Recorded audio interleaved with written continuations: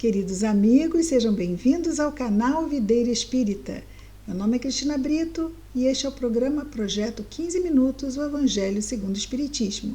Aqui estudamos diariamente a terceira obra básica da doutrina espírita, codificada por Allan Kardec, o Evangelho segundo o Espiritismo. Atualmente estamos no capítulo 7, Bem-aventurados os pobres de espírito. Estamos tratando da humildade. E vamos ver a primeira mensagem da última parte do capítulo, que trata sobre instruções dos espíritos. A primeira mensagem é do espírito Lacordaire. Foi recebida em Constantina, em 1863. E é uma mensagem grande. Ela fala sobre o orgulho e a humildade.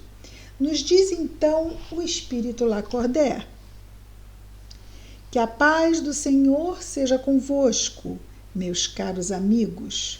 Venho até vós para vos encorajar a seguir o bom caminho. Aos pobres espíritos que antigamente habitavam a terra, Deus dá a missão de vos vir esclarecer. Então, ele está falando dele mesmo, não é? Dele e dos demais espíritos, da falange do Espírito de Verdade, que está nos trazendo aqui as obras da codificação e aqui em especial o Evangelho segundo o Espiritismo. Bendito seja pela graça que nos concede, bendito seja Deus, não é? Bendito seja pela graça que nos concede em poder ajudar o vosso adiantamento.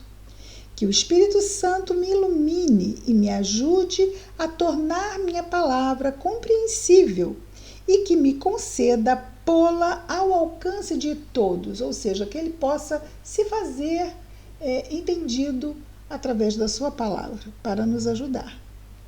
Todos vós, encarnados, que estáis na dificuldade e procurais a luz, então não são apenas aqueles que estamos nas dificuldades, porque dificuldades todos temos, mas é que, mesmo estando nas dificuldades, também procuramos a luz.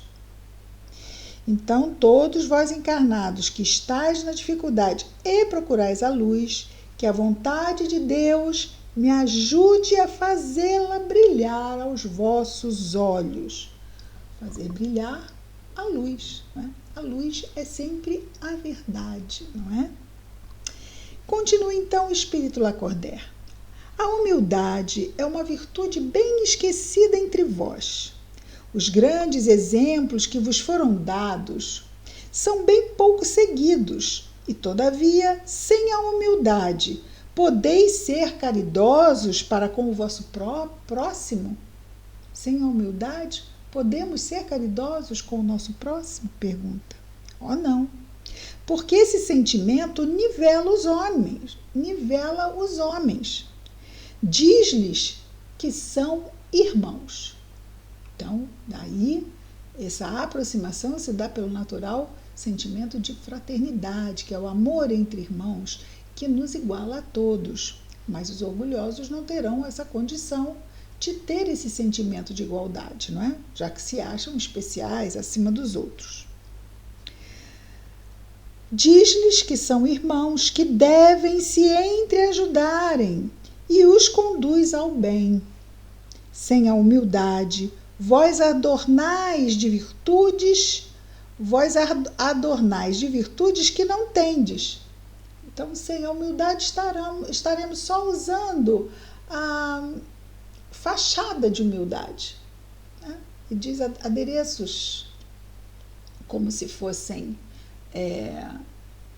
ele usa a palavra adornos, são adereços de decoração, não é? Adornos de virtudes, mas não são virtudes. Adornos de virtudes não são virtudes. Que não tendes, como se trouxesseis um vestuário para esconder as deformidades de vosso corpo. Recordai aquele que nos salva, Jesus, não é? Recordai sua humildade, que o fez tão grande e o colocou acima de todos os profetas, na sua humildade, não tentando parecer ser mais do que ninguém. Simplesmente é o Cristo, não é? O enviado de Deus. Continua Lacordaire. O orgulho é o terrível adversário da humildade. Se o Cristo prometia o reino dos céus aos mais pobres, sim, porque os mais pobres e desvalidos estão sempre necessitados materialmente. E isso faz com que mais facilmente nos voltemos a Deus, não é? Não que não possam haver, na pobreza de espírito, que é a humildade, também humildes entre os ricos, mas não tanto, com certeza, do que entre os pobres. Então, a pobreza é um caminho mais fácil, não é? De se desenvolver a própria fé. O orgulho e a fé, para se desenvolver a fé, a humildade é simplesmente essencial. O orgulho é o terrível adversário da humildade. Se o Cristo prometia o reino dos céus aos mais pobres, foi porque os grandes da terra imaginam que os títulos e as riquezas são recompensas dadas ao seu mérito e que sua essência é mais pura que a do pobre. Eles creem que lhes são devidos. Tudo que é de especial lhes é devido, né? E por isso, quando Deus lhes retira os seus benefícios materiais, né, acusam-no de injustiça, acusam Deus de injustiça. Grande falta de senso e cegueira. Deus vos distingue pelos corpos? O envoltório do pobre não é o mesmo que o envoltório do rico, ou seja, o corpo, não é? O Criador fez duas espécies de homens? Tudo o que Deus fez é grande e sábio. Não lhe atribuais nunca as ideias que nascem nos vossos cérebros orgulhosos. E olha que aqui, quase 170 anos atrás, o mundo ainda tinha muitas monarquias, não é? Até mesmo no Brasil ainda éramos monarquias. Então havia ainda as nobrezas, os condes, os marqueses, os duques, essas coisas todas que se achavam com sangue azul, e ainda havia escravidão, inclusive no Brasil também. E ele continua dizendo: ó rico, enquanto dormes sob teus tetos dourados ao abrigo do frio, não sabes que milhares de teus irmãos iguais a ti estão estirados sobre a palha? O infeliz que sofre de fome não é teu igual? A essas palavras teu orgulho se revolta, bem o sei. Consentirás em dar-lhe a esmola, mas a apertar-lhe a mão fraternalmente? Jamais. Que, dizes eu? Que, dizes? Pontuação faz toda a diferença. Que, dizes? Eu, descendente de um sangue nobre, grande da terra, seria igual a esse miserável esfarrapado? Vã utopia de supostos filósofos. Se fôssemos iguais, por que Deus o teria colocado tão baixo e eu tão alto? É verdade, aí continua o espírito, né? Fecham-se as aspas, como se fosse alguém falando, um orgulhoso, claro. E continua Lacordaire. É verdade que vosso vestuário não se assemelha em quase nada, mas dele despojados, ambos, então, os trajes do rico e os trajes do pobre, que diferença haveria entre vós? A nobreza do sangue, dirás. Somos nus, estamos nus, mas eu tenho sangue nobre e ele não. Mas a química não encontrou diferença entre o sangue do nobre e do plebeu, entre o do senhor e do escravo. É o mesmo sangue. Quem te diz que tu também não foste o do escravo? Não foste miserável e infeliz como ele? Que não pediste esmola? Claro que ele está falando o quê? De uma outra encarnação. Que não a pedirás um dia, aquele que desprezas hoje, uma encarnação futura. As riquezas são eternas? Elas não se acabam com esse corpo. Elas não se acabam com esse corpo envoltório, perecível de teu espírito. Sim, o homem é rico, mas quando ele morre, deixa de herança para os herdeiros. E se ele reencarnar, não pode pleitear, até porque nem lembra quem foi, não é? O que ele tinha numa outra encarnação. Então, morreu, acabou. O que ele deixou aqui materialmente ficam para os herdeiros. Volta-te humildemente sobre ti mesmo. Lança, enfim, os olhos sobre a realidade das coisas deste mundo, sobre o que faz a grandeza e a inferioridade no outro.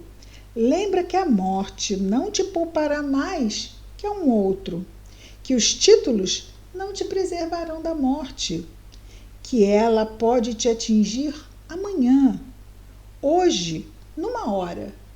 E se tu te escondes no teu orgulho, então eu te lastimo, porque serás digno de piedade. Ao reentrar no mundo espiritual, não é? Continua Lacordaire. Orgulhosos, que éreis antes de serdes nobres e poderosos. Talvez estivesseis mais baixo que o último de vossos criados, numa encarnação anterior. Curvai, pois, vossas frontes altivas, que Deus pode rebaixar no momento em que mais alto as elevardes. Então, curvai vossas frontes altivas, ou seja, sejamos humildes, vendo Deus como Pai e os homens como nossos irmãos, não é? Todos os homens são iguais na balança divina, e só as virtudes os distinguem aos olhos de Deus. Não cor, não credo, não nada. Só as virtudes nos distinguem a todos diante de Deus.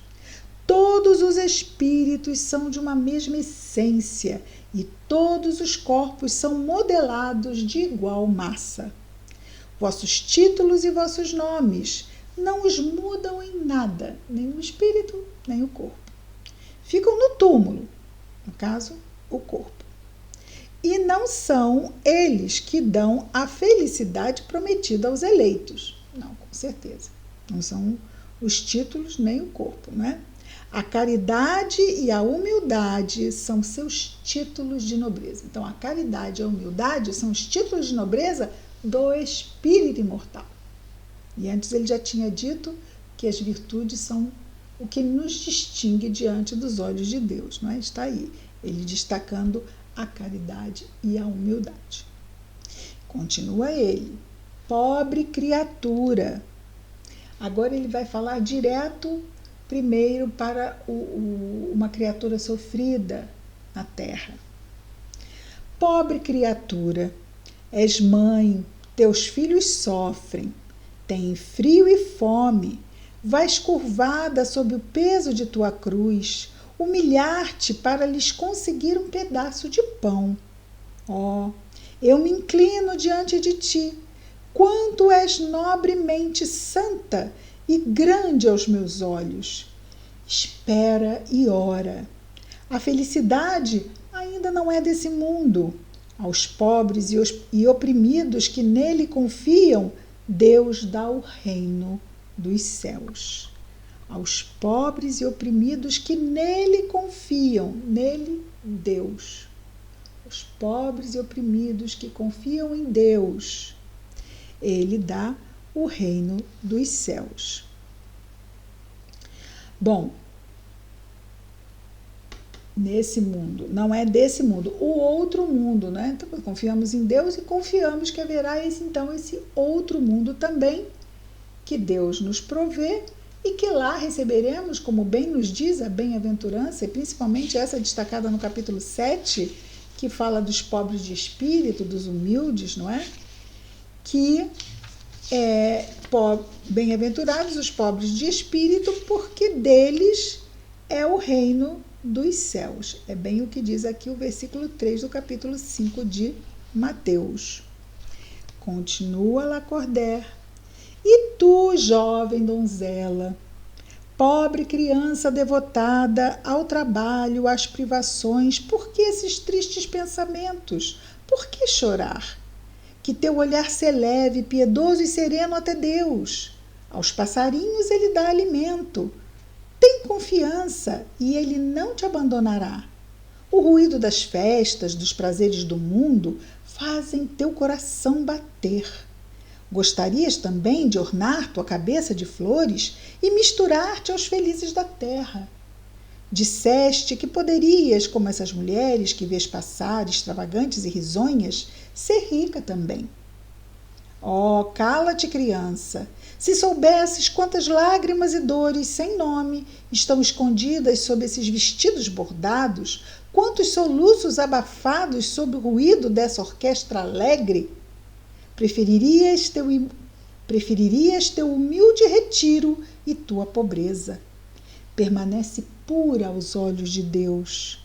Se não queres que teu anjo guardião volte para ele, para Deus, de rosto escondido sob suas asas brancas, e te deixe com seus remorsos, sem guia, sem sustentáculo nesse mundo, onde estarás perdida, aguardando sejas punida no outro. Sim, quando vamos nos desvio, nos perdemos a sintonia com o nosso anjo guardião, e ele que pode fazer para nos ajudar se decidimos pelo caminho do desvio, aí ficamos embriagados de materialidade. Difícil despertar.